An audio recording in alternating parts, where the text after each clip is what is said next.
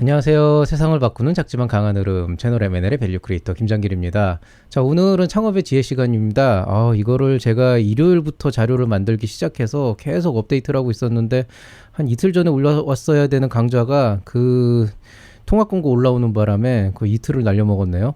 자, 오늘 이제 말씀드릴 내용은 무자본 19억 원 사업자금 확보 시리즈 중에 디딤돌 시리즈죠. 2022년 디딤돌 첫걸음 선중 확률 높이기라는 주제로 말씀을 드릴 거고요. 그 중에서도 오늘 말씀드릴 내용은 사업 아이템명을 어떻게 정하고 전체적인 어떤 플로우나 기조를 어떻게 가져갈 것인지에 대해서 전반적인 개념을 짚어드리도록 하겠습니다. 뭐 기본적인 사례나 이런 것들도 있기 때문에 한번 참고하시면 좋을 것 같고요. 그 다음에 뭐 디딤돌 지원 사업의 사업 계획서 쓰는 강좌는 사실 예전에도 제가 몇 번 올렸었고 그 내용도 충분히 여러분이 사업 계획서를 쓰시는데 큰 어려움 없이 잘 강의를 했어요. 그래서 그 자체를 고쳐야 된다는 것보다는 아무래도 이제 최근 제가 한 1년 동안 이제 이런 지도를 하다 보면은 확실히 이런 그 학생들이나 아니면 많은 창업자분들께서 겪는 그 공통적인 어려움들이 있거든요. 그 중에 하나가 이제 디딤돌 지원 사업의 선정 확률을 높이기 위해서 이 아이템을 어떻게 써야 될 것인가. 뭐 반대로 얘기하면은 이런 아이템으로도 디딤돌에 선정될 수 있을까에 대한 고민들을 많이 하시는데 오늘 그 어떤 근본적인 부분들을 조금 짚어드리겠습니다. 근데 결론부터 말씀을 드리면은 아이템은 사실은 어떻게든 디딤돌 사업에 맞게 쓰실 수가 있는데 이거의 선정 확률을 높이기 위해서는 좀 많은 부분에 대해서 고민이 필요해요. 기본적으로 어떤 그 기존의 창업 지원 사업과는 좀 결이 다른 지원 사업인데 그 차이점을 모르기 때문에 사실은 대다수 예창패 초창패를 진행한 이후에 이 디딤돌에서 그 많은 그 탈락의 고배를 맛보는 그 이유가 사실 그것 때문이거든요. 오늘은 그 얘기를 좀 해드리려고 합니다. 자, 일단 본 강의 시작하기에 앞서서 여러분에게 양해를 먼저 구하겠습니다. 제가 좀 소시적에 좀 그 세상에 대한 그 안타까움과 뭐 이런 마음을 좀 까칠하게 표현을 했던 적이 있었고, 그 기록들이 이제 제 흑역사로서 이 채널 M&L에 계속 남아있기는 한데, 기본적으로는 어떤 식으로 제가 표현을 하건 간에, 이제 여러분들께서 그거를 불편하게 들으셨다면 할 수 없지만은, 기본적으로는 누군가 어떤 특정인을 질타하는 목적이라기보다는 좀 이런 것들이 앞으로 일어날 수 있는 일이고 자칫 잘못하면은 상당한 어떤 그 위험, 즉 기업의 위험에 빠질 수가 있기 때문에 흔히 얘기하는 데스밸리에 빠질 수 있기 때문에 좀 주의하라는 의미에서 그런 말씀을 드렸었는데요. 기본적으로 이제 채널 M&N은 창업자 여러분 모두의 평화와 행복을 지향하고 있고 이런 말을 제가 시작부터 드리는 이유는 최근에 어떤 이슈가 있었기 때문은 아니고요. 오늘 얘기할 내용이 그다지 맘 편한 내용은 아니라는 거예요. 제가 뭐 특별히 비꼬거나 뭐 질타하는 내용을 들어가진 않겠지만은 사실 현실적으로 여러분이 지금 현재 진행하고 있는 사업 아이템과 디딤돌이라는 지원 사업의 본질을 엮다 보면은 좀 굉장히 좀 답답한 마음을 느낄 수가 있을 것 같아서 절대 그런 의도가 아니고 이거는 저 개인의 의견이 아니고 실제 이 창업 성장 기술 개발 사업, 즉 기정원에서 하고 있는 R&D 지원 사업의 본질이 이런 거기 때문에 여기에 대한 이해를 좀 제대로 하셔야 된다. 이 의미로 받아들여 주시면 좋겠습니다. 뭐 오해를 하지 말라는 의미에서 얘기를 하고요. 자, 본 강의 시작하기 전에 한 가지 더 말씀드릴게요. 2022년도 올해 들어와서 디딤돌 지원 사업 하실 때 유의사항이 하나 있습니다. 그것 좀 먼저 말씀드려야 되는데 일단 첫 번째 1차 상반기 접수 기간이 1월 12일에서 26일이에요. 요거는 뭐 아시다시피 벌써 이제 공고 자체가 12월 말에 났기 때문에 이제 빨리 준비를 하셔야 된다는 의미에서 말씀을 드리는 건데 문제는 뭐냐? 이 하반기가 제가 그때 얘기했듯이 이게 기관 추천 과제라 그랬잖아요. 그러니까 우리에겐 상반기밖에 기회가 없다. 혹시 창조경제혁신센터가 이 기관인데 이 창경센터하고 어떤 그 좀 연관 인연이 있거나 그쪽에 추천을 받으실 수 있는 분 당연히 하반기에 지원을 하시는 게 훨씬 더 유리한데 문제는 뭐냐? 아니 무슨 하반기를 2월 달에 접수를 해? 나 이게 이해가 안 되는데요. 어쨌든 이때 한대요. 지금 이게 명시가 돼 있어요. 그래서 제가 지금 요거 강좌하면서 먼저 좀 몇 가지 좀 확인하려고 다시 좀 읽어보니까 2월 접수 예정이면은 이거 다음 달이에요, 다음 달. 그래서 뭐 빨라야 다음 달, 빠르면은 다음 달 말쯤 되겠죠. 그러니까 시간이 얼마 없어서 지금 창경센터랑 뭐 하시려는 분들도 지금 준비하셔야겠더라고요. 그래서 요거 알아두시기 바랍니다. 왜 지금 준비하셔야 되냐? 디딤돌 말고 2월 말에는 이제 초기 창업 패키지나 여러 가지 각종 지원 사업, 비대면 이런 게 다 뜨거든요. 그때쯤에 같이 할 수가 없다는 거죠. 그래서 요거 하나 일단 알아두시면 되겠고요. 그다음에 또 하나, 2021년도에 디딤돌 지원 사업 하셨다가 떨어지셨던 분들은 기억을 하시겠지만 그 당시에 서면 평가 이후에 비대면 원스톱 평가라 그래가지고 대면 평가를 안 하고 뭐 질문지를 보낸 다음에 적어가지고 그거에 대해서 응답을 하는 형태로 그런 식으로 진행이 됐었어요. 그 당시에는. 그래서 그때는 아마 1차 서면 평가 이후에 결과를 내지 않고 그냥 원스톱, 비대면 원스톱으로 그냥 모든 그 기업들을 다 일괄적으로, 신청 기업들 일괄적으로 평가를 했었는데 올해 다시 원상 복귀했습니다. 대면 평가로 돌아갔습니다. 뭐 이유는 모르겠어요. 뭐 작년에 비대면 원스톱이 그 코로나 그 확산 상황에서 한시적으로 적용을 했던 프로세스일 수도 있고, 뭐 아니면은 이제 예상했던, 처음에 의도했던 거가 다르게 조금 여러 가지 좀 부작용들이 나와서 그걸 보완할 때까지 다시 이제 원상 복귀를 한지 모르겠는데, 요 부분은 제가 직접 전화해서 확인했습니다. 저기 그 있잖아요. 그 문의 전화, 그 1356이었나 1357이었나, 거기 전화해서 직접 그 담당자한테 확인을 했는데, 이번에는 작년 말고 재작년과 똑같이 서면 평가 끝나고 선정해서 대면 평가로 넘어가는 가장 전형적인 프로세스, 즉 초기 창업 패키지랑 똑같이 진행이 됩니다. 그래서 비대면 원스톱에 대한 생각은 이제는 접으시면 되고 그냥 예전처럼 진행된다. 그러니까 뭐 그냥 아무 생각 안 하셔도 됩니다.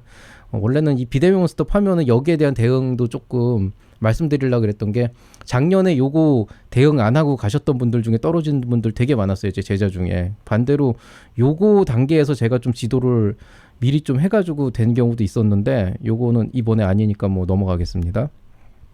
자, 본 강의 흐름에 대해서 말씀드리겠습니다. 자, 첫 번째로 일단 디딤돌 지원 사업에 대한 본질을 먼저 말씀을 드릴 거고요. 그 다음에 과연 어떤 기술이 디딤돌이란 지원 사업에 적합한지 그 선정에 대한 방법, 그 다음에 간단한 사례를 하나 들려드릴 거고, 그 다음에 이제 오늘 마지막으로 작은 팁을 하나 드릴 거예요. 투데이스 원픽이라고 하는 요거로 이제 드릴 예정입니다. 자, 일단 첫 번째로 디딤돌 지원 사업의 이해라고 하는 부분을 한번 얘기를 해보죠. 자, 디딤돌 지원 사업은 과연 무엇인가? 자, 일단 이제 우리가 디딤돌 첫걸음, 디딤돌 이렇게 얘기하지만은 실제로는 디딤돌 첫걸음 지원 사업의 원래 그 풀네임은 창업 성장 기술 개발 지원 사업이라고 하는 게 있고, 요 뒤에 이제 디딤돌이라고 하는 게 있고, 그 뒤에 뭐 첫걸음이네, 뭐 무슨 형이네, 뭐 여성형 특화네, 이렇게 이제 나눠져 있게 돼 있는 거죠. 그 중에서 이제 첫걸음이라고 하는 거는 그 처음으로 R&D 사업을 시작하는 창업 기업들에게 조금 그 R&D 지원 사업의 문턱을 낮추면서 해볼 수 있는 어떤 그런 이제 등용문 같은 거라고 보시면 되겠고, 디딤돌이야 뭐 의미 자체로 이제 성장을 위한 디딤돌을 만들어 주겠다, 이런 의미겠죠.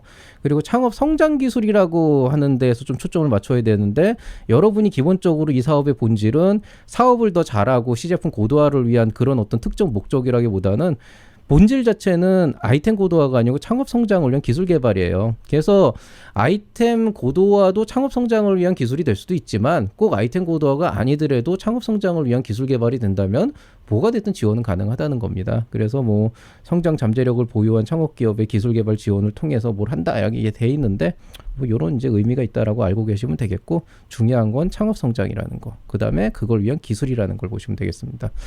자, 조금 더 구체적으로 가볼게요. 대체로 보면은 예비 창업 패키지를 마무리한 이제 초기 기업들, 혹은 초기 창업 패키지를 마무리한 1년차, 2년차 초기 기업들이 다음 단계로 이제 선정을 하는 게 디딤돌입니다. 왜 예창패 이후에 디딤돌을 지원을 하냐? 그럼 원래 이 두 개는 같이 지원할 수가 있거든요. 그래서 얘도 되고 얘도 되면 둘 다 같이 진행할 수가 있어요. 실제로 이건 중복수의 대상이 아닙니다. 이건 조금 이따 또 설명을 할 건데, 그러다 보니까 이제 많은 분들이 이게 초기 창업 패키지를 하면서 디딤돌을 그냥 그 다음 단계로 생각을 하시다 보니까, 아, 디딤돌은 초창패 다음이구나. 근데 이렇게 생각하고 사업계획서 쓰다가 대부분이 떨어져요.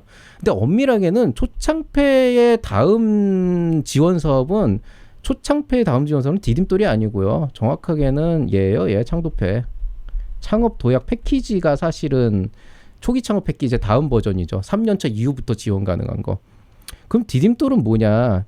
이걸 이제 오늘 말씀드려야 되는 건데, 자, 위에 있는 거는 초기 창업 패키지, 작년도 초기 창업 패키지 공고문의 붙임 파일이에요. 여기서 이제 다운로드를 받으셔서 여러분이 사업계획서나 각종 서류들을 쓰시잖아요. 자, 여기 잘 읽어보세요. 창업 이름이 뭐라고 되어 있습니까? 사업계획서. 즉, 초기 창업 패키지는 창업기업의 사업계획서를 왔습니다. 자, 디딤돌을 볼게요. 여기 지금 연구개발계획서 본문이라고 해가지고, 여기 이제 이렇게 돼 있죠.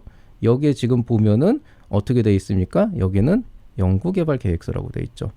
자, 파일명이 달라요. 대부분은 계획서라고 얘기하는데 저도 이제 편의상 이렇게 막 말을 이렇게 단어를 구분하지 않아도 뭐 그냥 사업계획서 디딤돌 사업계획서 갖고 와라 그래도 알아서 이제 챙겨 오니까 저도 그냥 공통적으로 사업계획서 얘기는 하는데 엄밀하게 디딤돌은 연구개발 계획서를 쓰는 거예요. 즉 뭐냐면은 사업을 어떻게 할 것이다라는 계획서를 쓰는 게 아니고 연구개발을 하겠다는 계획서를 쓰는 거죠. 그러니까 무슨 얘기냐?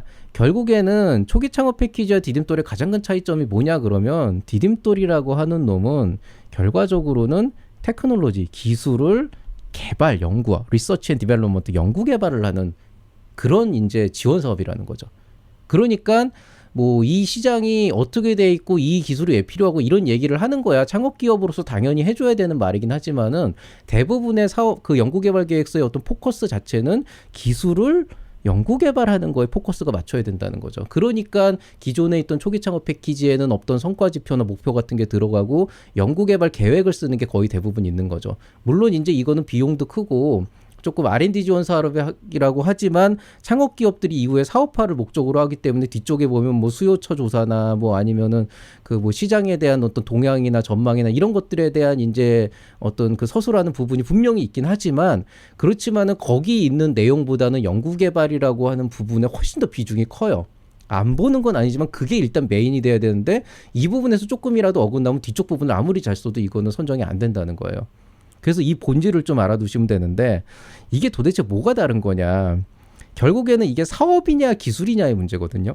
자, 그러면 이 비즈니스라고 하는 것과 테크놀로지의 차이를 항상 뭐 제가 뭐 이렇게 복잡하게 얘기를 했는데 아주 근본적으로 딱 이렇게 말씀드릴게요. 자, 만약에 제가 아이템을 개발을 합니다. 제가 사업화를 하는데 우리 회사에서 IoT, 사물 인터넷을 적용한 자동 온도 조절 텀블러라고 하는 제품을 만들어요. 뭐 구체적인 건 얘기 안 할게요. 그냥 이건 가정이니까. 그렇지만 뭐 이게 뭐 이 텀블러라고 하는 게 어쨌든 뭐 클라우드 기반에서 뭐 스마트폰하고 연결하고 뭐 기존에 있는 다른 기기들하고 연결해가지고 뭔가 연동해서 자동 온도 조절을 한다는 거죠. 자, 그러면 만약에 제가 이 아이템을 가지고 초기 창업 패키지나 청년 창업 사관학교를 낸다고 한다면은 그 경우에는 일단은 평가를 하는 사람들이 기본적으로 확인을 하고 싶어 하는 내용들은 이 고객들이 자동 온도 조절 텀블러를 왜 필요로 하냐.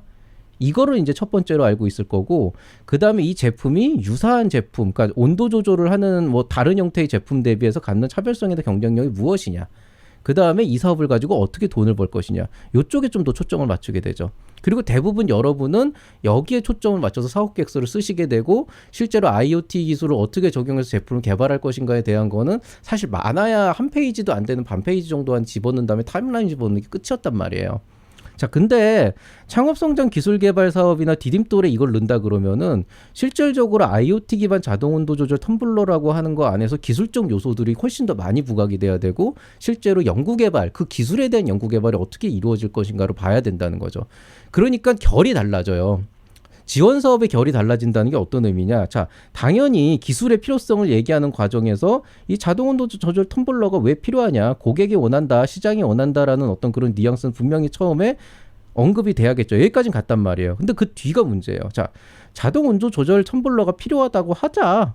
근데 당신은 지금 IoT 기술을 적용해서 자동 온도 조절 텀블러 만들겠다라고 한 거잖아요.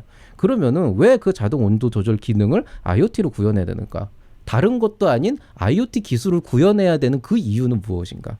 그 다음에 또 하나, 유사한 효과를 내는 다른 기술과의 차별성. 이건 뭐냐면은 IoT 기술이라고 했지만 실상적으로는 자동 온도 조절에 적용이 안 됐을 뿐이지 이 사물 인터넷하고 비슷비슷한 어떤 기술들이 있을 수도 있는 거거든요. 뭐 예를 들어서 뭐 이게 좀 애매하기는 한데 뭐 그냥 랜으로 뭐 이렇게 연결해가지고 뭘 한다든가 뭐 아니면 뭐 그냥 단순하게 IoT라는 그 네트워크를 안 써도 그냥 뭐 이렇게 어디에 이렇게 툭툭툭툭 치면은 그냥 센서 기반으로 해서 돌아갈 수도 있는 거니까 중요한 거는 이와 유사한 효과를 내는 다른 기술과 어떤 차별성을 갖고 있느냐. 그런 것들의 핵심을 갖고 있다는 거죠. 그리고 자, 이 기술을 개발한다고 했을 때 당신들이 갖고 있는 핵심 가치는 무엇이냐. 이거 이제 뭐냐면은 약간 이런 거죠. 이 IoT 기반 자동온도 텀블러라고 하는 거를 개발을 한다 그러면 일반적으로 이 텀블러를 만드는 기술이 있어야 될 거고 이 안에 어떤 센싱이 들어가야 될 거고 네트워크를 인터넷을 연결할 수 있는 기능이 들어갈 거고 그 안에 어떤 코딩을 해야 되는 기술이 들어가야 되는 거죠. 근데 엄밀하게 얘기하면 그렇게 따지면은 사실은 텀블러를 만드는 것들 아니면은 뭐 센서를 갖고 오는 것도 이런 것들이 그냥 기존에 있던 기술들을 다 짜집기해서 만들어낸다는 거죠. 그러면은 기술의 독창성을 봤을 때 이게 단순히 기존에 이미 개발이 된 기술을 짜집기를 해서 이런 하나의 텀블러 제품을 만드는 거다 그러면 도대체 당신네 회사는 이것들을 당신네 회사가 만들 수 있는 우리 회사만이 만들 수 있는 어떤 핵심 가치 쉽게 얘기해서 우리 회사가 이 기술을 개발했을 때 가져갈 수 있는 어떤 핵심적인 경쟁력이 무엇이냐라고 하는 것들에 대해서 확실하게 어떤 인지가 돼야 된다는 거예요.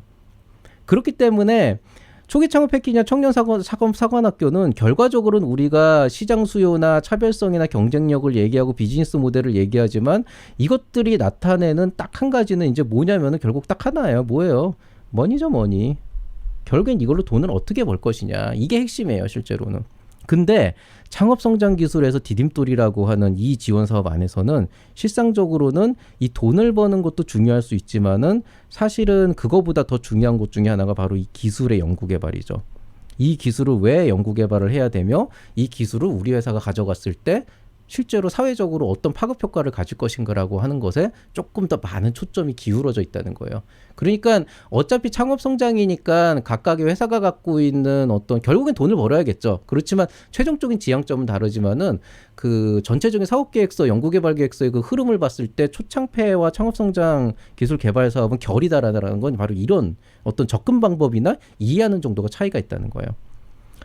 자, 그러면 이거를 조금 더 구체적으로 얘기를 해봅시다. 자, 기획자가 있고 개발자가 있어요. 자, 무슨 얘기냐? 자, 영수라는 기획자가 있고 경태라는 개발자가 있습니다. 실제로 회사 안에서 어떤 특정한 제품 라인을 구성을 하게 된다 그러면은 이 둘은 양쪽의 상황, 즉 시장의 상황이나 기술의 상황을 어느 정도는 이해를 하고 있다고 한다 그래도 기본적인 접근 방식이 달라요. 영수라는 친구는 아마도 자동 온도 조절 텀블러라고 하는 거에 좀 더 기술을 맞춰서 자동 온도 조절 텀블러가 나오면은 시장에서 잘 팔릴 것 같아. 그런데 거기에 IoT 기술이 들어가면 요즘에 사물 인터넷 IoT 이런 거 워낙 유명하니까 사람들이 그런 네임밸류 어떤 신기술이 적용됐더나 이런 어떤 그 기대 심리도 있어서 되게 잘 팔릴 것 같아. 그런 걸 브랜드 가치로 나는 이거를 사업화하고 싶어. 이런 마인드로 접근을 한단 말이에요. 보통 기획자들은. 즉 IoT 기술이 일단 된다고 쳤을 때 IoT 기술로 자동온도 조절 텀블러가 된다고 치고 왜 이거는 개발자가 할 거니까 나는 이게 된다고 쳤을 때 어떻게 이걸 사업화해서 시장에서 가치를 올려낼 것인가 여기에 집중을 한다는 거죠.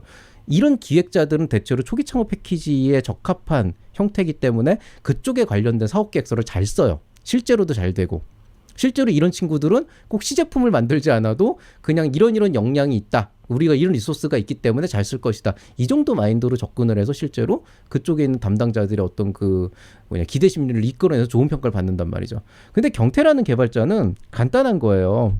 예. 이 친구는 기본 마인드가 뭐냐. 일단 얘를 만들면 팔린다 이거지. 그러니까 뭐냐면은 내가 팔 게 아니고 이거는 얘가 파는 거야, 영수가. 그러니까 경태라는 사람은 뭐냐면은요. 이 자동 온도 조절 텀블러를 개발하는 게 본인의 임무예요. 그러니까 나는 자동 온도 조절 텀블러를 개발하겠어. 그리고 이거를 판매하고 사업하는 건 영수라는 기획자가 해야 될 일이야. 자, 그러면은 나는 뭘 생각을 하냐면 자동 온도 조절 텀블러를 구현하기에 내가 원하는 회사에서 원하는 신제품 라인업을 구성하기에 가장 적합하고 최적화된 기술 또 그리고 우리만이 독자적으로 가져갈 수 있는 어떤 핵심 역량 가치가 무엇인가 찾아봤더니 사물 인터넷을 어떤 핵심 가치로 해서 여기에 대한 원천 기술을 적용해서 구현한 게 제일 좋다. 이게 경태라는 개발자 입장이 돼요. 그렇기 때문에 이런 마인드로 접근하는 사람이 아까 보여드렸던 바로 요거 창업성장 기술 개발 사업에서 제가 말씀드렸던 이 가치 이거를 이 내용을 쓰는데 훨씬 더 적합해요. 그래서 일반적으로 개발자 베이스의 창업자들이 기획자 베이스의 창업자들은 초창폐나 예창폐에 적합하지만 개발자 베이스의 창업자들이 디딤돌 R&D 과제에 적합하단 말이죠.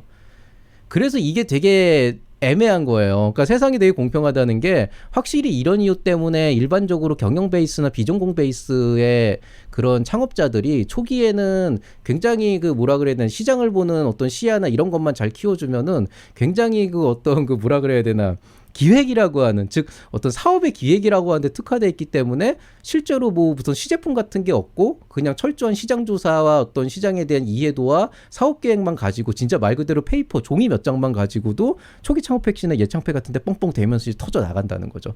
근데 경태라는 개발자들 같은 경우에는 실제로 시장에 대한 이해도가 만약에 없다 그러면 그 자신이 뭐 기계공학이나 전자공학이나 전기공학이나 아니면 뭐 여러 가지 다른 어떤 공학 기술의 전문가라고 하더라도 실제로 예창패 초창패에서 시장에 대한 이해도나 사업화에 대한 어떤 그 역량을 제대로 효과적으로 표출을 못하는 경우가 있어요. 왜냐하면 이건 영역이 다른 일이니까. 그래서 보통 이런 친구들은 아주 특별하게 진짜 스티브 잡스 같은 사람들처럼 진짜 모든 부분의 기본적인 어떤 역량이 출중한 천재들이 아니라면은 보통 이런 친구들은 예창패 초창패 선정이 돼도 시장에 대한 이해도가 높다기보다는 저기는 기본적으로 사업적 역량은 이 예창패나 초창패를 하면서 점점 더 키워나가면 되는 부분이고 그걸 위해서 멘토가 있는 거니까 일단 저 친구들은 그래도 뭘 해도 할 거다. 그러니까 일단은 저걸로 사업을 해보면서 직접 겪어보면서 어떤 시행착오를 겪으면서 피보팅을 하겠지라는 기대 심리로 선정이 되는 경우도 꽤 있단 말이죠. 물론 이제 아무리 기술력이 좋고 개발 능력이 있어도 이쪽에 대한 마인드가 전혀 없다. 그리고 일말의 희망도 없으면 그런 경우 떨어지는 경우도 되게 많아요, 실제로.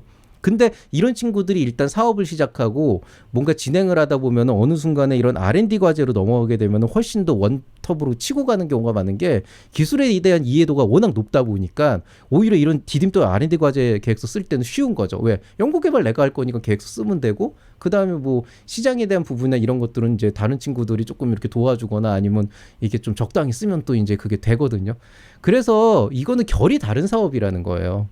그래서 이게 세상이 공평하다는 게 처음에는 이 친구들이 잘 끌고 가고 돈도 잘 버는데 뭐 지원 사업이나 어떤 회사의 핵심 역량이나 회사의 어떤 그 기업 가치, 기술 가치를 올리는 데는 개발자들도 사실은 굉장히 핵심 역량을 가지고 있죠. 그래서 항상 모든 회사는 CEO와 CTO가 되게 왔다 갔다 하면서 되게 이렇게 잘 교류를 하는 게 되게 중요하긴 합니다.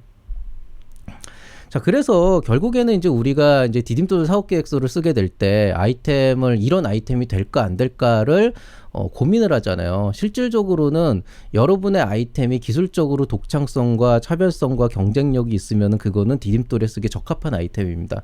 그런데 그 독창성과 차별성과 경쟁력을 어떻게 표현할 것인가를 고민하는 것보다는 내가 이 기술을 개발하기 위해서 어떤 성과 목표로 뭔가를 제시를 했잖아요. 그 성과 목표를 제시한 거는 내가 원하는 효과를 구현하기 위해서 제시를 했잖아요. 그러면은 여러분이 그 아이템의 당위성, 독창성과 차별성과 경쟁력을 나타내기 위해서는 근본적으로 뭐 성과 목표를 어떻게 할 것인가, 어떤 결과를 낼 것인가가 아니고 내가 목표한 그 결과를 내기 위해서 이 기술이 적용돼야 되는, 이 기술이 개발돼야 되는 이유가 무엇이냐.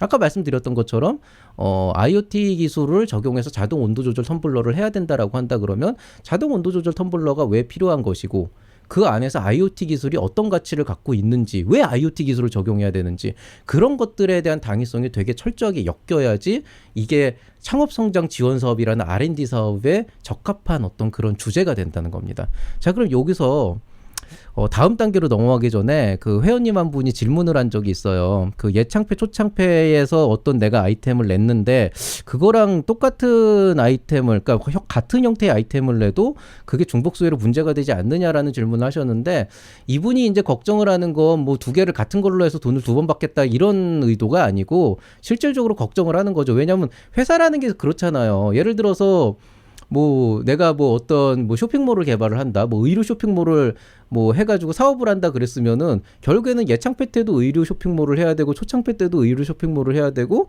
디딤돌을 낼 때도 의류 쇼핑몰로 내야 되는 건데 그럼 다 같은 아이템 아니냐 이 고민을 하는 거예요. 근데 이거는 결론부터 말씀드리면은 사업의 연장선에 있는 거기 때문에 사업의 연장선에 있는 거기 때문에 실제로는 그렇게 쓰는 것 자체가 잘못된 건 아닙니다. 그래서 그건 너무 자연스러운 현상이고 다만 이제 주의를 하셔야 될 게 있는데 일단 첫 번째 중복수혜라고 하는 게 과연 어떤 형태에서 문제가 되는지 말씀을 드릴게요. 일단 첫 번째는 뭐냐, 사업 공고문에서 제시한 중복수혜 대상이 있어요.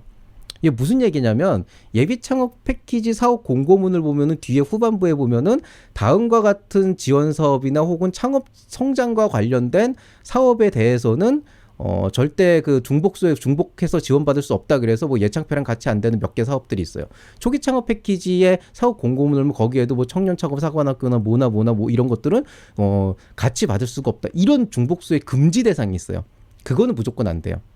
근데 이거를 주의하셔야 될 게 지원 사업 두 개의 조건을 모두 살펴봐야 되는 거죠. 즉 뭐냐면은 이쪽 부처랑 이쪽 부처는 다른 거기 때문에 얘는 된다 그랬는데 얘는 안 되면 그거는 이쪽에서 문제 안 삼지만 여기서 문제가 삼는 거예요. 그 대표적인 사례 중에 하나가 보통 지자체 사업하고 그 다음에 중앙부처 사업이 되게 애매모호한 게 있어요. 어떤 경우가 있냐면 중앙부처에서는 자, 이 아이템으로 지원 사업을 신청을 한 이후에 이 지원 사업을 진행하면서 다른 지자체의 지원 사업을 받으면 안 된다는 규정이 거의 없어요. 대부분. 그렇기 때문에 여러분이 만약에 뭐 예비 창업 패키지를 받으면서 뭐 어떤 도에서 하는 창업 지원 사업을 지자체에서 하는 걸 받게 되면은 주제만 아주 똑같지만 않으면은 사실 거의 비슷하게 받을 수가 있단 말이에요. 근데 문제는 뭐냐? 지자체에서 걸어요. 예를 들어서 뭐 경기도의 창업 지원 사업 같은 경우에는 중앙부처에서는 뭐 중앙부처 이외에는 상관없다라는 입장이지만 경기도의 창업지원 그 지자체에서는 중앙부처를 포함해가지고 다른 것들은 중복소액 안 된다고 얘기를 하는 거죠. 그러면은 보통 어떻게 되냐면은 초기에는 이거를 다 스크리닝을 다 하진 않지만은 혹시라도 나중에 민원이 들어오거나 고발이 들어와가지고 이 두 개가 같이 된다라고 하게 되면은 여기서 문제를 안 샀지만은 이 지자체에서 문제를 갖게 된다는 거죠. 그래서 이런 이유 때문에 실제로 중복수혜라는 거를 따질 때는 이제 뭐 두 가지가 있어요. 이 두 개는 동시에 지원할 수 없다. 혹은 이걸 받으면 이걸 받을 수 없다. 뭐 이런 그 두 가지 형태가 있는데 이것도 세부적으로 보면은 어쨌든 양쪽 지원 사업 두 개의 조건을 다 살펴봤을 때 특별히 중복에 문제가 없다. 그리고 더 확실하게 하려면은 담당 기관에 전화해가지고 물어보는 게 더 난데 어쨌든 뭐 그렇게 해가지고 둘 다 괜찮다 그러면은 그때는 같이 하셔도 됩니다. 근데 여기서 또 하나 주의해야 될 거 완전히 똑같은 사업 아이템은 이거는 모럴 해저드의 영역이에요. 그러니까 무슨 얘기냐? 아주 노골적으로 얘기하면 예를 들어서 이거 자 IoT 기반 자동 온도 조절 텀블러 요 똑같은 제목으로 예창패 받고 초창패 받고 디임돌 받으면 그거는 문제가 생겨요. 그건 뭐냐면은 이미 이게 뭐 기술 개발 사업이건 아니면 무슨 뭐 창업 지원 사업이건 어쨌든 뭐 이 똑같은 제목 IoT 뭐 기반의 자동 온도 조절 텀블러라고 하는 제목으로 예창패를 받았으면은 그걸 통해서 아무리 사업화에 집중돼 있다 그래도 시제품이 나온 거잖아요. 그러면 여기서 어떤 문제가 생기냐? 자, 이런 거예요. 이미 받아서 끝난 사업인데 그거를 중기부의 중앙부처에서 같은 걸로 다시 받는다? 이거는 다른 의미의 중복수의 규정에 걸리게 되는 거예요. 그리고 또 하나가 있는 거죠. 아, 이때 완성이 안 됐기 때문에 여기서 완성해야 된다. 그럼 어떤 게 되는 거예요? 예창패에서 만든 이거는 완성이 안 됐기 때문에 사업이 실패가 됐는데 근데 사업에 성공으로 나왔다 그러면은 내가 거짓말을 했다가 되는 거죠. 그렇기 때문에 일반적으로는 완전히 똑같은 사업 아이템, 완전히 똑같은 사업 계획서는 확실히 문제가 돼요. 언젠가는.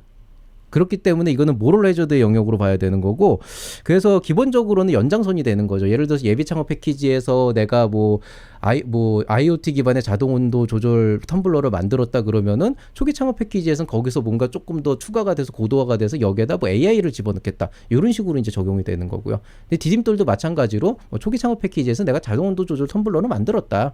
디딤돌에 넘어가서는 이 안에서 핵심 기술이 뭐 어떤 그 안에 있는 내용물을 인식하는 기술이 있는데 뭐 그런 것들을 내가 여기서 조금 더 집중적으로 해서 본격적인 어떤 딥러닝 기술이 이 안에 적용을 하고 싶다. 이런 식으로 연장선상에만 있으면 되는 건데 뭐 여기도 텀블러 여기도 텀블러 여기도 텀블러 문제가 되지 않느냐. 그거는 아니에요.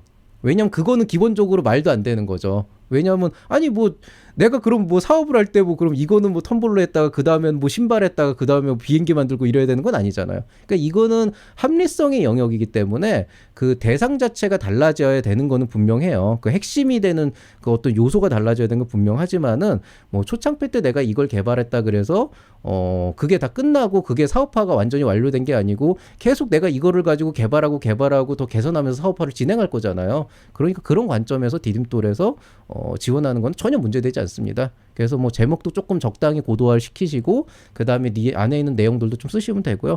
또 하나는 결국에는 이제 사업의 연장선상에서 다 지원받을 수 있는데 이제 우려가 되는 거는 이런 게 좀 나중에 혹시라도 사실 이 질문 하신 분은 되게 그 걱정을 많이 하시는 거죠. 정직하신 분인 건데 보통은 그냥 에이씨 나중에 걸리면 몰라 그러면서 일단 내놓고 보는 인간들도 많거든요.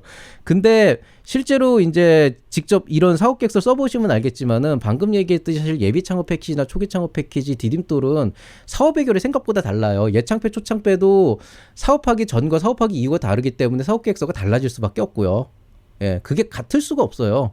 같으려면은 완전히 내가 예측한 거랑 똑같이 가야 된다 그러는데 그게 생각보다 쉬운 일은 아니거든요. 그 다음에 초창폐와 디딤돌은 아까 말씀드렸듯이 애초에 연구개발이냐 아이템 특화 사업하냐라고 하는 그 목적이나 결 자체가 다르기 때문에 평가 기준이 달라지기 때문에 이거를 똑같이 여기다 쓴다 그러면은 거의 100% 선정이 안 되는 거죠. 결국 우리가 디딤돌 지원 사업을 낸다라고 하는 거는 그 선정이 되기 위한 건데 기존에 있던 거 베껴서 그대로 내서 똑같이 된다 그러면 선정이 안 될 거기 때문에 결국에는 다시 쓸 수밖에 없는, 결국엔 달라질 수밖에 없는 거라서 너무 그런 부분에 고민을 안 하셔도 사실 선정되기 위해서 쓴다는 관점에서는 뭐 똑같다 이렇게 이제 이해하시면 되겠습니다. 자, 그러면은 이제 디딤돌에 적합한 기술은 어떻게 돼 있는 거냐? 요걸 이제 말씀을 드려야 되는데, 일단 첫 번째로 기술이어야 된다고 얘기했잖아요. 근데 여기서 되게 어려운 부분이 들어가요. 자, 예를 들어서 요리를 한다. 그것도 되게 훌륭한 기술이잖아요. 그리고 뭐 예를 들어서 내가 컨설팅을 한다, 교육을 한다. 이것도 되게 훌륭한 기술이잖아요. 어떻게 보면은 저 사람은 김장길이라는 사람은 되게 어떤 내용을 풀어서 얘기하는데 좀 잘한다. 그럼 그 말하는 기술도 기술인 거죠.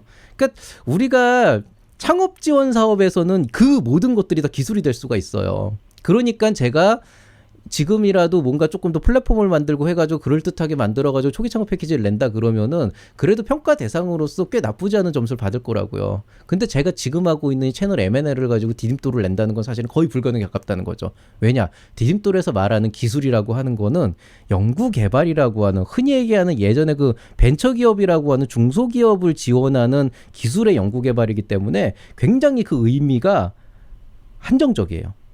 그러면 이거를 어떻게 정의를 해냐에 대한 문제인데, 제가 이거를 어떻게 예시를 들어드릴까 고민을 해봤는데, 이제 상식적인 선에서 얘기하는 것도 좀 한계가 있으니까 이렇게 말씀드리면 될 것 같아요. 자, 여러분이 실제로 이런 디딤돌이나 아니면 그 외에 다른 이제 뭐 기술혁신연 무슨 지원 사업이나 이런 R&D 지원 사업, 기정원에서 주관하는 R&D 지원 사업에 내게 되면은요, 기본적으로 여러분이 제출을 하는 순간에 여러분의 기술이 어디에 포함이 되는지를 선정하게 돼 있습니다. 그리고 실제로 평가를 하는 과정에서 분과가 다 나뉘게 돼요.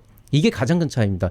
초기 창업 패키지나 예비 창업 패키지는 일반적으로 VC나 아니면 저 같은 이제 그 창업 분야에 있는 그런 이제 사람들이나 컨설턴트 혹은 뭐 회계사, 변리사 이런 다양한 분야의 사람들이 모여가지고 분과를 구성하는데, 그 분과가 어떻게 되냐면은 1분과, 2분과, 3분과, 4분과 그냥 이렇게 구성이 된다는 거죠. 그러니까 뭐 예를 들어서 뭐 그 평가해야 되는 뭐 사업 계획서가 한 10개밖에 없다 그러면 분과 하나 있는 거고, 100개 있다 그러면은 뭐 30개씩 3개로 쪼개거나 이런 식으로 한단 말이에요. 근데 이런 디딤돌 R&D 지원 사업 같은 경우에는 기본적으로 분과가 어떻게 되냐? 기계 소재 1분과, 전기전자 2분과, 뭐 정보통신 1분과 이런 식으로 구분이 된다는 거죠. 그러니까 기술의 영역이 나뉘고 실제로 각각의 분과에 그쪽 분야의 전문가가 들어가는 거죠. 예를 들어서 저는 절대로 화학 분과에서 선정이 되지 않아요. 평가로 가도. 제가 실제로 어디에 평가하러 갈 때 바이오 의료 쪽에서 저를 초빙하진 않아요. 왜? 제 쪽의 전문 영역이 아니기 때문에 초빙을 안 합니다. 그래서 이제 거의 대다수를 보면은 너무도 확실하게 이쪽에 속하시는 분들은 진짜 걱정할 거 없이 그냥 쓰시면 돼요. 이분들은 그냥 어떻게든 쓰신 다음에 그 디딤돌 사업 계획에 맞는 연구개발 계획서의 어떤 플로우에 맞춰가지고 잘 쓰시면 되는데, 이제 대다수 이거를 걱정하시는 분들이 아까 얘기한 그 일반적인 기술 범주, 뭐 컨설팅 기술, 교육 기술 이런 쪽으로 가게 되면 그게 되게 애매한 거죠. 그런 분들이 대다수 선택하는 게 지식 서비스라는 거예요. 근데 이 지식 서비스라고 하는 거는 언뜻 보면 지식 서비스 같지만은, 요거 제가 일부러 그 링크를 안 달아드렸는데 한국산업기술분류 이거 그냥 구글이나 네이버에 쳐보면 그 표가 있어요. HWP나 뭐 PDF로 되어 있는 표가 있는데, 그 표를 다운받아서 보시면은 그 표 안에 지식 서비스라고 있거든요. 이거 과학기술 분류 아닙니다. 산업기술 분류인데 지식 서비스라는 표를 보면 그 안에 지식 서비스에 해당하는 게 뭐다라고 하는 거가 여기 쫙 이제 나열이 돼 있어요. 너무 많아서 제가 여기 안 넣었는데, 그걸 보시고 그 내용 중에서 과연 내 기술이 여기에 어떻게 특화가 될 수 있을지를 고민한 다음에 정말 하나도 매칭이 되는 게 없다 그러면 사실 아쉽지만 선정 확률이 굉장히 낮아집니다. 근데 만약에 조금이라도 어떻게 좀 비벼볼 수 있는 분야가 있다 그러면은 수단과 방법을 가리지 말고 거기에 맞춰가지고 여러분 사업 계획서를 재구성하셔야 돼요. 연구개발 계획서를. 그 정도로 말씀을 드릴게요. 근데 뭐 말 그대로 그런 거죠. 너무도 확연하게 누가 봐도 상식적으로 이건 맞다 그러면은 실제로는 그런 경우에는 그렇게 이제 진행을 하시면 되는데, 아무리 생각해봐도 저 같으면 저는 이제 교육 기술은 여기에 뭘 해도 안 들어가요. 플랫폼을 만들면 또 들어갈 수는 있어요. 플랫폼은 지식 서비스가 맞으니까. 근데 그게 아니라 그러면은 저는 아예 안 내고 말죠. 그래서 그런 이제 한계점은 있습니다. 근데 이게 이제 해당이 되고 연관성이 많으면 많을수록 선정 확률은 높아지는 거기 때문에 요거는 이제 가능성의 문제이기 때문에 뭐 된다 안 된다의 개념보다는 좀 그런 개념으로 이해를 해주시면 되겠습니다. 자, 그리고 이제 여기에 더해서 이제 기술 범위에 대한 정의는 제가 말씀을 드렸으니까 아까 얘기한 이 IoT 기반 자동 온도 조절 텀블러를 가지고 말씀을 드릴게요. 자, 제가 이거를 예시로 든 거는 어찌 됐건 간에 디딤돌이라고 하는 창업 성장 기술 개발 사업이라고 하는 거 안에서 이게 어떤 기술 아이템으로 쓰이려면 어떤 부분에 포커스가 맞춰져야 된다는 의미에서 이거를 예시로 들기는 했어요. 그리고 당연히 이 기술을 가지고 사업 계획서를 쓸 수 있습니다. 그건 제가 장담을 할 수 있어요. 문제는 뭐냐? 이게 아까 말씀드렸듯이 IoT 기반 자동 온도 조절 텀블러를 실제로 구현을 할 때 그냥 대충 견적만 내봐도 머릿속에서 대충 생각이 되는 게 일단 텀블러 만들어야 되니까 디자인에서 사출 뜨는 금형 뜨는 게 있어야 될 거고, 그게 아니면은 뭐 기본적으로 시제품 만들기 위해서 뭐 3D 프린터라도 써야 될 거고, 그 다음에 이 안에 IoT가 들어간다 그랬으니까 아까 얘기한 네트워크 부품 블루투스나 아니면은 뭐 랜이나 아니면은 뭐였죠? 뭐 직비나 뭐 이런 하여튼 특이한 그런 이제 그 네트워크 자료들이 들어가야 되고 부품들이, 그 다음에 뭐 이제 여러 가지 센서, 온도 센서나 뭐 이런 디스플레이 같은 게 들어가야 되고, 또 이거랑 이제 뭐 스마트폰이나 연결하는 이런 것들이 들어가야 되는데, 문제는 이게 돈 주고 다 사올 수 있는 거거든요. 그러면 실질적으로 우리 회사에서 해야 되는 일 중에 하나가 이런 부품들을 사와가지고 열심히 끼워 맞춰서 어떻게든 뭔가를 만들어내는 건데, 이게 회사의 입장에서는 기술 개발이 맞아요. 왜냐하면 기존에 있는 부품들 사다가 끼워 맞추고 프로그램 맞춰서 최적화하는 게 사실은 그렇게 해서 사업화하는 것도 되게 큰 일이거든요. 근데 주로 이 정도, 그러니까 단순하게 기존 기술들을 가져다가 최적화를 시켜가지고 뭔가 결과를 끌어내는 것들은 일반적으로 창업 지원 사업의 범주에 속하지, 이게 창업 성장 기술이라고 하는 부분에 속하지는 않는 거예요. 그게 왜 그러냐면은 다른 사람도 개발할 수 있기 때문에. 그렇게는. 그래서 이것만 가지고는 가치를 인정받기가 되게 힘들어요. 그래서 안 된다가 아니고요. 이런 IoT 기반 자동 온도 조절 텀블러 가지고 디딤돌 지원 사업을 써야 되는 상황이면은 정말 사업 계획서를 잘 써야 돼요. 진짜로. 그 무슨 얘기냐? 불가능하지 않은데 정말 어려워요. 그래서 이게 조금 그런 부분이 있는 거죠. 그러면은 첨단 기술이 들어가면 되지 않냐. 그러니까 예전에 이런 사람들 되게 많았거든요. 우리 쇼핑몰 하는데 디딤돌 받아야 되니까 내가 AI 해가지고 추천하는 거 할래요. 연구실 하나 있으면 소개시켜 주세요. 이런 분들 되게 많았어요. 자, 근데 이것도 문제가 있는 거죠. 자, 머신러닝을 내가 예를 들어서 운동화 추천 쇼핑몰을 만드는데 머신러닝을 적용하면은 이게 메가트렌드 이 AI 기술 인공지능 들어간 거니까 이렇게 하면 이거 디딤돌에 적합한 기술 아니냐. 자, 근데 이게 뭐가 문제가 되냐.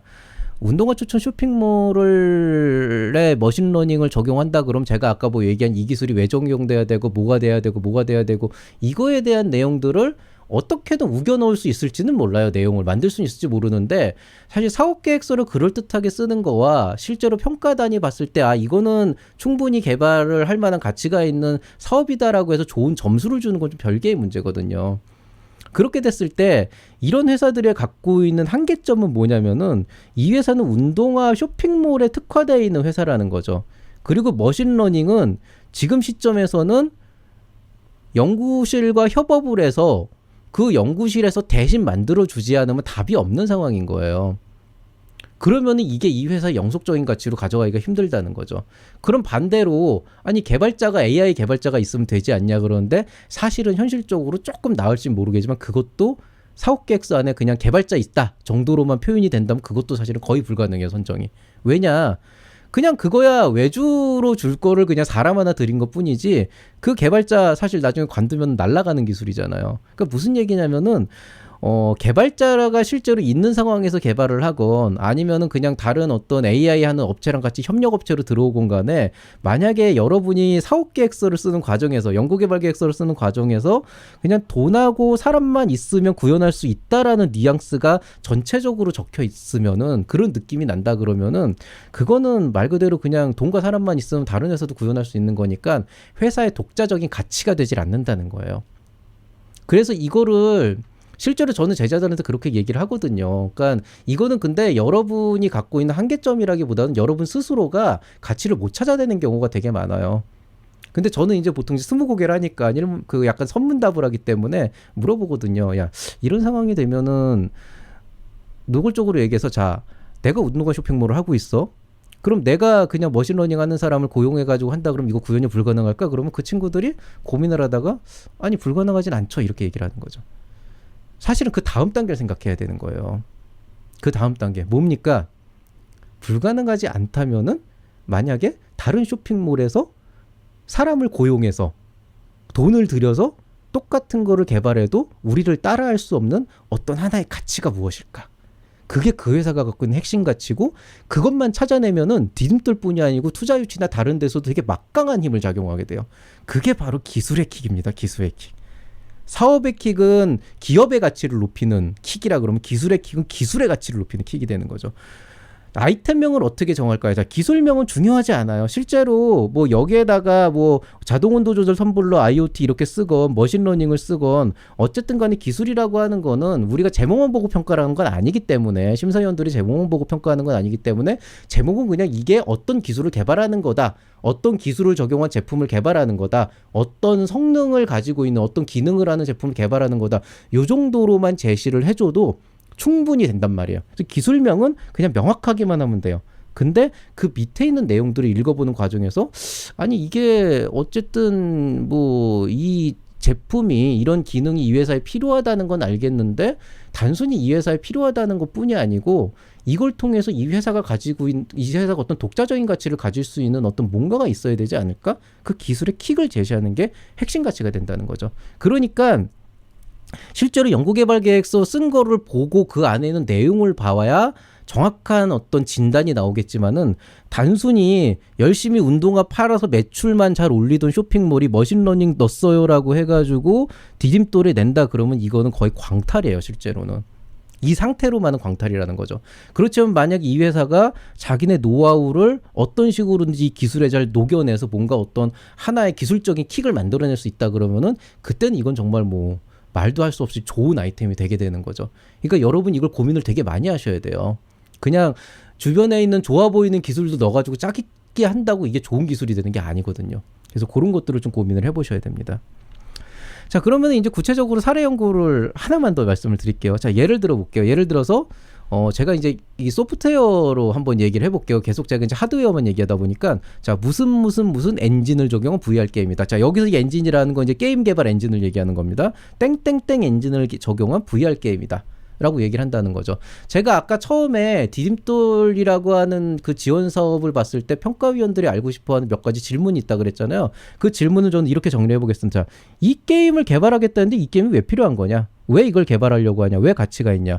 자, 굳이 이 게임을 개발하는데 땡땡땡 엔진을 써야 되는 이유는 무엇이냐? 이 기술적 차별성, 독창성. 이 기술 연구 개발을 하는데 이 회사가 보유한 핵심 가치는 무엇이냐?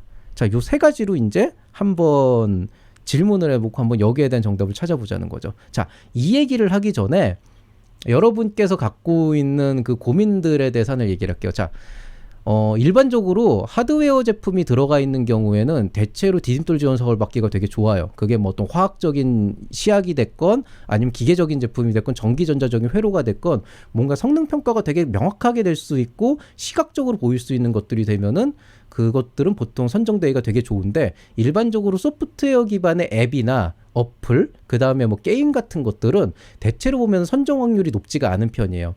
그 이유가 몇 가지가 있는데 뭐 성능 지표를 따지기가 좀 쉽지가 않다. 뭐 그다음에 뭔가 좀 차별성을 구하기가 쉽지가 않다. 이런 것들이 있는데 그리고 눈에 보이지 않는다. 좀 이렇게 상상만으로 그리기가 힘들다. 이거 왜냐하면 평가 단계에서는 실물이 없으니까요. 이런 문제가 있는데 사실 더 근본적인 문제가 있어요. 오픈소스가 사실은 제일 문제예요. 그러니까 이거는 컴퓨터 공학의 어떤 그 한계를 얘기하는 게 아니고 실질적으로 컴퓨터 공학이 갖고 있는 이런 지원 사업에서 컴퓨터 공학이 갖고 있는 어떤 그 태생적인 어떤 한계점이라고 얘기를 할 수밖에 없는데 컴퓨터 공학은 사실은 다른 여타의 기술과는 다르게 비교적 그 역사가 좀 짧은 편이에요. 그러니까 비교적 한 다른 것들은 다른 뭐 기계나 전기전자 이런 것들은 보통 수백 년 이상의 수천 년 이상의 어떤 그 역사를 갖고 있다. 그럼 컴퓨터 공학은 보통 수십 년 수준이라고 보시면 되거든요. 그러면은 그 컴퓨터 공학이 근데 지금은 다른 어떤 그 하드웨어 기술들을 찜쪄먹을 정도로 되게 급성장을 했단 말이에요. 그 급성장을 한 이면을 보면은 뭐 컴퓨터 기술의 발달이나 이런 것들도 있지만 가장 근본적으로는 오픈 소스예요. 즉 뭐냐면은 많은 사람들이 자기가 개발하고 있는 기술을 기계 같은 경우에는 사실 노하우나 이런 것들을 도자기 장인처럼 되게 이렇게 감추고 외부에 그 기밀을 누출을 안 시키는데 보통 컴퓨터 공학 같은 경우에는 내가 굉장히 훌륭한 어떤 그 코드를 개발했다 그러면 그걸 오픈 소스화 시켜서 사람들이 그거를 쓰게 되면 그게 이제 그 사람이 어떤 훈장과 같은 역할을 하는 그런 어떤 태생적인 어떤 그 특징이 있어요. 그렇게 되다 보니까 기술의 공유가 굉장히 자유롭고 그 기술의 공유가 오픈소스 기반으로 자유롭게 되니까 그걸 바탕으로 많은 사람들이 더 활발하게 어떤 기술 개발을 일으키게 되다 보니까 진짜로 이 기술의 어떤 발전 속도가 기하급수적으로 증가하게 되는 장점이 있죠. 근데 단점은 뭐가 될까요? 오픈소스이기 때문에 이게 자칫 잘못 표현을 하게 되면은 그 오픈소스를 쓸 수 있는 사람이면은 누구나 개발할 수 있는 기술이 되는 거죠. 그러니까 독창성과 차별성이 떨어지게 되는 거예요. 그러니까 이건 무슨 얘기냐면은 그렇기 때문에 독창성 차별성이 없다는 게 아니고 그런 오해를 사기 쉽기 때문에 소프트웨어나 어플이나 플랫폼 같은 것들이 상대적으로 선정되기가 어렵다는 거예요. 이게 기본적으로 깔려 있어요. 이런 R&D 지원 사업에선 이것도 이제 시간이 지나면 지날수록 점점 인식 개선이 되면서 달라질 부분이라고는 해요. 실제로 다 달라져야 되고. 근데 제가 말씀드리고 싶은 건 아이템의 폄하가 아니고 기술의 폄하가 아니고 이게 실제로 있는 일이라는 거예요. 자, 그러면서 제가 이걸 한번 예를 들어볼게요. 자, 그럼에도 불구하고 선정되는 이제 어플들이나 이런 소프트웨어들이 있으니까 어떤 이제 뉘앙스로 가야 되냐. 이런 거죠. 자, 이 VR 게임, 땡땡땡 엔진을 적용한 VR 게임이 필요한 이유는 뭐냐. 자, 일단 나는 지금 VR 게임이 필요하다고 생각하는 건 소비자가 원한다가 아니고, 자, 메타버스 시대가 오고 있지 않냐. 그럼 이에 대응하는 개인 개발에 대한 수요가 늘고 있는데 이거에 따라서 사실 이제 VR 게임들이 다양한 형태로 개발되고 있는데 아직까지 메타버스에 특화된 것들은 없다. 우리 회사는 장기적으로 우리 회사의 발전 라인을 봤을 때 장기적으로 이 메타버스 시대에 특화된 그런 게임을 개발해서 우리 회사의 어떤 핵심 가치로 가져가고 싶다. 이런 식의 이제 뉘앙스의 표현이 들어가는 거죠. 그러면은 왜 하고 많은 것 중에 그 VR 게임을 개발하는데 땡땡땡 엔진을 써야 되는 거냐? 이게 사실은 어떤 핵심 기술의 어떤 요소가 되는 거잖아요. 그럼 왜 그러냐? 이 땡땡땡 엔진은 비교적 최근에 개발이 됐는데 뭐 국내에서는 아직 많이 쓰는 데가 없다. 근데 이 VR 게임 개발에 굉장히 특화되었기 때문에 기존 엔진 대비 어떤 장점을 가진다라고 하고 타 이제 VR용 게임 엔진열 그 전에 쓰였던 VR 게임 엔진을 갖다 놓고 비교표를 첨부해가지고 마무리를 지을 겁니다. 그러면은 이 기술을 개발하는 데서 당사가 보유한 핵심 가치는 뭐냐 그러면 우리는 이 땡땡땡 엔진에 특화된 전문 개발 인력을 다수 보유하고 있고 이걸 가지고 실제로 많은 부분들을 이제 그 개발한 적이 있다. 그래서 우리는 이런 것들을 이런 방식으로 개발하려고 한다. 그래서 이런 것들은 사업계획서 전반에 쫙 녹여내는 거죠. 연구개발 경력부터 성과 목표까지. 그 다음에 우리는 단순하게 이 엔진 개발 전문 인력만 있는 게 아니고 우리가 갖고 있는 독자적인 게임 기획 능력이 있고 이 게임에 이 땡땡땡 엔진을 적용하려고 하는 거기 때문에 실질적으로 땡땡땡 엔진을 할 수 있는 인력을 갖고 있는 다른 회사가 있다고 하더라도 우리의 독자적인 게임 기획 능력 자체가 없고 이거는 분명히 걔네들은 다른 게임을 개발할 수 있지만 우리가 목표로 하는 게임을 개발할 수는 없기 때문에 우리는 이걸 어떤 핵심 가치로 가져갈 것이다 이렇게 얘기를 하게 되는 거죠. 자, 그러면은 이런 흐름을 만들기 위해서 제가 아까 얘기했잖아요. 어떤 이 하나의 흐름을 정의하는 주제, 즉 기술의 킥이라는 게 분명히 있어야 되는데 그러면은 이 내용 안에서 과연 저는 어떤 걸 기술의 킥으로 잡고 이런 스토리를 끌어갔을까? 요거는 제가 창금 특강에서 얘기를 할 겁니다. 그래서 요거는 여기서 끝입니다. 자, 이제 뭐 한 요런 정도 얘기를 했는데 이제 지금까지 얘기를 듣다 보면은 이제 많은 분들이 좀 이렇게 좀 의기소침해지실 수도 있어요. 왜냐하면 이 정도까지 빡세게 해야 돼? 무슨 지원 사업을 이렇게까지 힘들게 해야 돼? 막 그러면서 이제 기존에 갖고 왔던 어떤 기술에 대한 마인드, 아이템에 대한 생각을 조금 다시 수정을 하면서 고민이 많아지게 되는데 사실은 이런 것들을 신경을 많이 써야 되는 이유가 있어요. 그 이유가 뭐냐? 창업 지원 사업은 아까 얘기했듯이 변리사나 변호사나 아니면은 뭐 VC 투자자들이나 뭐 컨설턴트 저 같은 이제 그 창업 보육 전문 지도하는 사람들 이런 사람들이 들어가 있기 때문에 이 아이템이 사업화가 됐을 때 어떤 식으로 갈 것인가에 대해서만 본단 말이죠. 그러니까 그 기술이 실제로 이루어진다라고 하는 거를 가정 조건으로 하고 이 사람이 이루게 할 수 있을 것이라는 전제 조건을 깔고 평가를 해요. 그렇기 때문에 아주 터무니없는 기술이거나 아니면 너무 많은 진짜 딱 봐도 견적이 안 나오는 그런 기술이 아닌 이상은 기본적으로는 이제 이 사람이 어느 정도의 리소스를 활용할 수 있고 그 리소스로 이게 사업화가 될 것인가 아닌가 그 가능성을 보는데 이 R&D 지원 사업은 분과별 전문가가 들어와요. 여러분이 기계 제품을 개발한다 그러면 기계 전문가가 들어온단 말이에요. 기계공학을 전공한 박사 연구원들이 들어와요. 교수가 들어오고.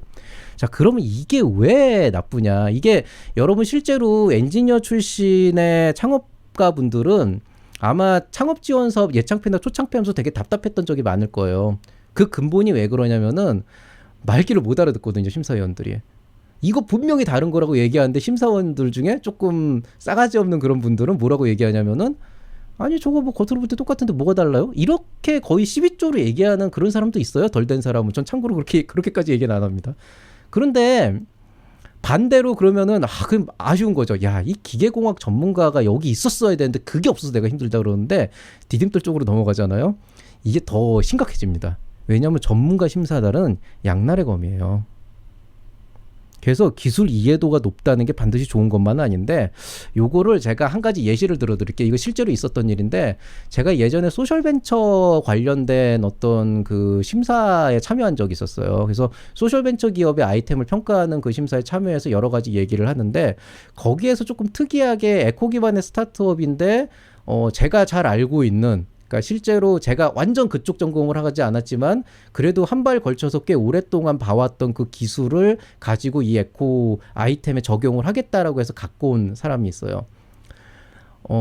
나중에 심사 평을 끝났는데 참고로 저는 그때 질문을 그렇게 많이 하진 않았어요. 몇 개 기술적인 부분만 하고 끝났는데 나중에 평가가 끝나고 나서 평가표를 보니까 나머지 네 분의 그 소셜벤처 분야에서 열심히 지도를 하시는 분들의 점수가 거의 상위 탑클래스였고요. 저는 거의 바닥을 줬어요. 그래서 이제 거기에 대해서 이제 그런 그 나머지 이제 네 분들이 좀 의견을 물어봤죠. 왜 특별한 이유가 있냐? 어떤 이유가 있었냐? 그 기술이 말도 안 되는 기술이었습니다. 근데 이게 어떤 종류 문제냐면요. 이런 거였어요. 그러니까 그 기술이 있는 건 사실이에요. 그리고 이 사람이 얘기한 결과를 끌어내는 것도 사실인데 문제는 이 사람이 얘기한 결과는 끌어내지만 이 사람이 얘기한 정도의 수준까지는 절대 도달할 수 없는 기술이에요. 근데 이게 이제 표현을 잘 들어보셔야 돼요. 도달하기 어려운 게 아니고 도달할 수 없는 기술이었어요. 그 무슨 얘기냐? 기존에 있었던 여러 가지 논문이나 실험이나 연구 결과를 통해서 이 기술은 이 정도까지의 효과는 있지만은 그 도달할 수 있는 범위의 한계가 있다라는 게 이미 입증이 끝났어요. 논문에서. 그래서 업계의 표준으로 받아들여지고 있는 기술이었어요. 그건 무슨 얘기냐?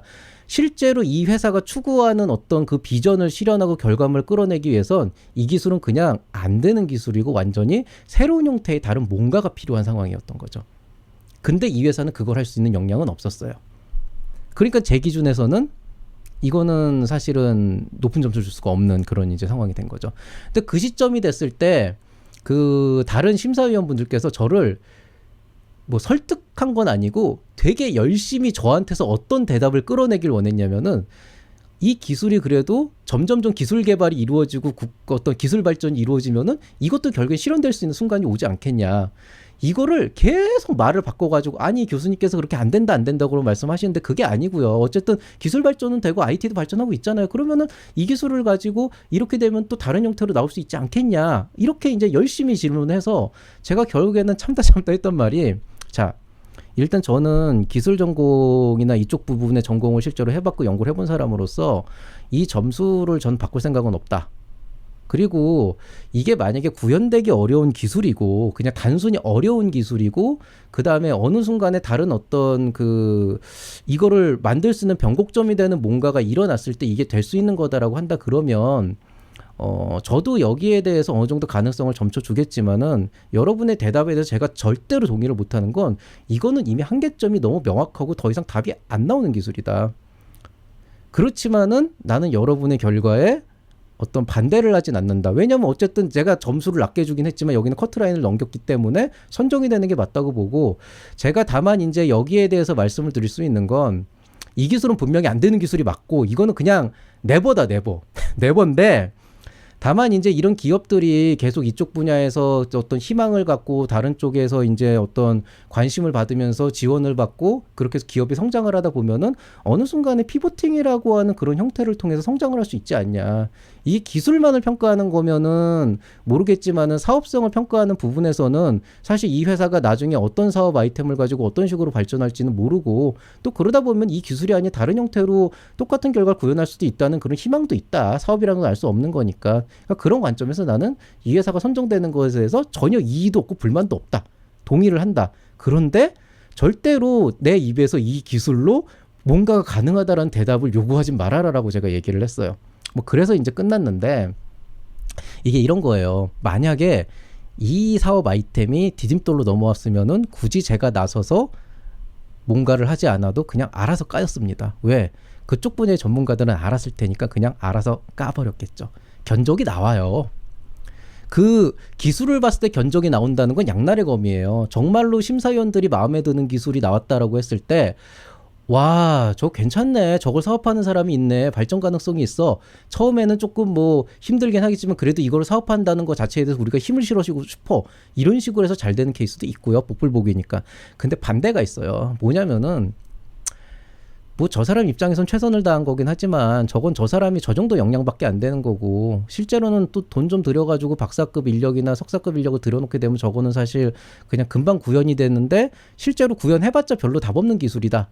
이렇게 판단을 하는 사람들이 있게 되면은 그러면은 오히려 초창패나 예창패보다 훨씬 더 처참한 결과가 나온다는 거예요. 그러니까 이게 양날의 검이라는 게 이런 거예요. 그 기술을 너무 잘 알고 있는 사람이 심사위원단에 있으면은 대체적으로 보면은 좋은 경우보다 안 좋은 경우가 훨씬 더 많아요. 왜냐하면 견적이 나오니까 딱 보고 저게 저렇게까지 해야 될 기술이야 이렇게 반감을 살 수도 있다는 거예요. 그래서 R&D 지원 사업 계획서 쓸 때는 전문가 심사단이 들어가고 어설픈 연구개발 계획서는 오히려 여러분을 도구로 만듭니다. 여기서 더 문제가 뭐냐. 대부분 CEO가 발표를 하잖아요. 사업계획서는 일반적으로 기술개발자가 거의 대부분 작성하는 게 좋고 CEO는 그 사업계획서를 열심히 읽으면서 자기 걸로 만들어야 되고 모르는 건 기술개발자한테 물어봐가지고 완벽하게 자기 걸로 만들어야 돼요. 물론 현장에 가서 그 개발을 전문으로 하는 그 개발자가 CTO나 다른 개발자가 실제로 그 연구소장 같은 사람들이 대신 이제 대답을 해줄 수 있는 부분은 있지만 그게 명백한 한계가 있어요. 대표가 그 기술에 대해서 생판 아무것도 모르면 안 된다는 거예요. 그게 갭이 너무 커져버리면 되게 저기는 그냥 답 없는 기업이구나. 그 대표자와 기술 개발자의 소통도 안 이루어지는 기업이구나. 이런 이미지도 줄 수가 있다는 거예요. 그러니까 이거를 쓸 때는 굉장히 오히려 더 철저하게 써야 되고 그 안에서 실제로 대표자도 기술에 대해서 이제는 좀 이해를 해야 된다는 거죠. 뭐 디테일하게 코드가 어떻고 뭐가 어떻고 그러진 않지만 전반적인 흐름은 알고 있어야 된다는 거예요. 참고로 말씀드리면은 아까 조금 전에 얘기했던 그 에코에서 기술로 스타트업 하겠다는 그 업체 있잖아요. 제가 사실은 남해 나와바리에 가가지고 남해 업장에 가서 깽판을 치진 않기 때문에 그렇게 넘어갔지만은 제가 지금 현재 있는 서울대학교 안에 어딘가에서 그런 일이 생겼다 그러면은 저는 결사반대를 했을 거예요. 왜냐하면 솔직히 말씀드리면 죄질이 되게 안 좋아요. 그 회사가 에코 쪽에서는 굉장히 각광받는 기업이에요. 왜? 그 기술이 있잖아요. 사실 뭐 소셜벤처 쪽에서도 기술 스타트업 이런 거 안 만들고 싶겠어요? 근데 딱 봤더니 제가 에코를 이런 기술로 개발하는데 이게 대단해 보이거든. 그러니까 군계 일학이 되는 거예요. 그 안에서. 그래가지고 엄청나게 선정도 많이 되고 상도 받고 지원도 많이 받는 그런 기업이란 말이죠. 근데 반대로 얘기하면은 도망간 거거든요. 이쪽 영역에서 지가 안 되는 걸 알고 실제로 제가 기술적 질문을 했다라고 했잖아요. 그 질문에 답하는 걸 봤을 때 본인도 알아요. 제가 말한 무문제점을. 알고 있는데 얼버무리더라고요. 그러니까 실제로는 이런 친구들은 나중에 둘 중에 하나가 돼요. 말 그대로 아까 제가 얘기했듯이 그래도 어쨌든 기업이 성장을 해서 제대로 어떤 터닝 포인트를 만나서 피보팅을 제대로 해서 어떤 그 비전을 실현한다 그러면은 그것도 굉장히 좋은 기업이 될 수 있고요. 근데 반대로 희대의 사기꾼이 될 수도 있는 거죠. 그리고 저는 후자 쪽의 위험을 더 크게 느끼고 있기 때문에 만약에 우리 학교였으면 아마 확실하게 까버렸을 텐데 뭐 그렇게 되지는 않았습니다. 그래서 이런 것들이 있기 때문에 그 기술 쪽 잘 알고 계시는 분들도 이런 것 좀 주의해서 쓰시는 게 좋습니다. 자, 오늘의 원픽 하나 말씀드릴게요. 이제 지금까지 얘기를 한 걸로 봐서 이제 여러분들이 머릿속이 굉장히 복잡해졌을 거예요. 아, 이거 이 아이템으로 안 되는 거 아닌가? 아, 이거 어떻게 써야 되지? 이제 걱정이 많아지셨을 텐데 이 걱정이 많아졌을 때는 여러분이 사업을 시작했었던 원점으로 돌아가 보시는 게 좋습니다. 자, 한 가지만 말씀드릴게요. 어떤 아이템이든 디딤돌 사업계획서로 만드는 건 어렵지 않아요. 뭐 어렵긴 하지만 어떻게든 사업계획서는 만들 수 있어요. 근데 중요한 거는 그 사업계획서가 선정이 돼야 되는 거잖아요.